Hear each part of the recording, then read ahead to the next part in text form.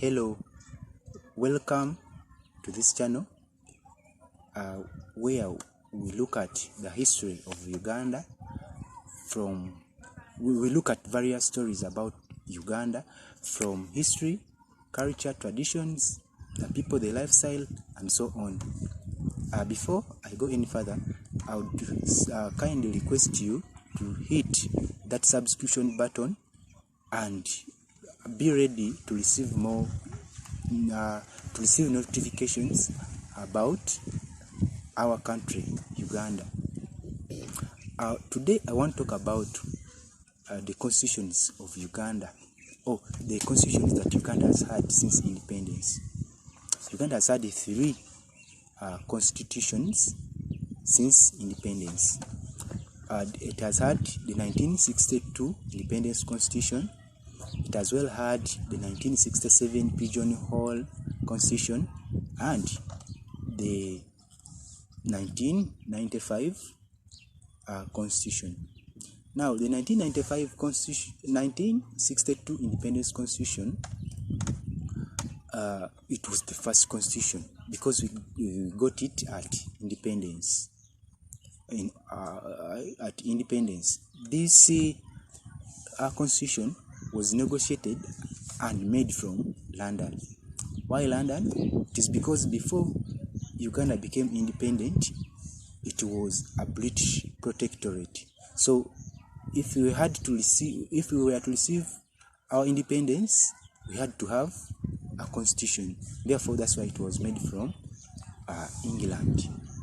Now, that constitution provided for a Westminster form of government, in which the Prime Minister is the head of government and has, with his cabinet, has all the powers, or the executive powers. Then this constitution also provided for a quasi-federal system. In a federal system, various states of a particular country or regions have a right or a privilege to work upon their day-to-day affairs. That was the case for Uganda, but not all parts of Uganda enjoyed such a privilege. Places like Mbale and the West Nile never had that chance. But monarchs or kingdoms like Buganda, Bunyoro, Tolo, Acholi, Ankole, Busoga had such a privilege. But among these, Buganda enjoyed the supreme position and it had more privileges compared to others. The members of parliament for other parts of Uganda could be voted directly, but for the case of Buganda, there was a Luchiko, and this Luchiko was the one to select the members of parliament that would represent Buganda.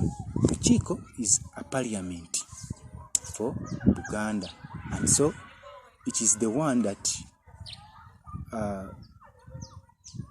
could select members from Buganda to represent it at the national level. The president in that constitution was just a ceremonial president who could be voted or selected by a political party in the parliament with the highest number of MPs. That constitution again gave Uganda a name. By now, Uganda is called the Republic of Uganda, but the 1962 constitution gave Uganda a name as the sovereign state of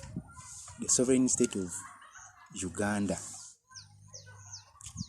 So that was part of the 1962 constitution. But in this constitution underwent or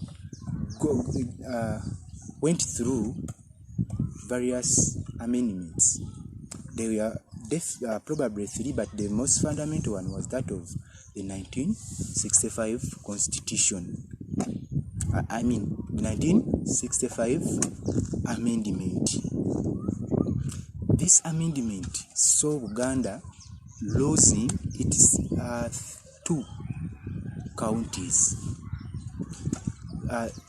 When the British came in Uganda, it first encountered the Baganda society, and this Baganda society helped it much when it was conquering Uganda. But it did well to help the British conquer Bunyoro, and in that regard, it was awarded 2 counties. Now, after independence, there was contention and conflict about those 2 counties, and so the constitution, the leaders then decided to go into a referendum to decide whether these 2 counties can go back to Bunyoro or they stay within Uganda. But at the end of the referendum, the 2 counties broken away from Uganda and went back to Bunyoro. Now, that brought contention between the central government and Buganda Kingdom, and it led also to the exile of the president by then, who was Sir Edward Mutesa II, who was also the Kabaka of Uganda. At this moment, I would like to say thank you for watching. That is a brief history about the first constitution of Uganda. That is the 1962 constitution. Remember to subscribe to get more information, because very soon I'm going to be uploading another video about the second constitution of Uganda, which is the 1967 Pigeonhole Constitution. Do you know why it is called the Pigeonhole Constitution? Do you know how it came about?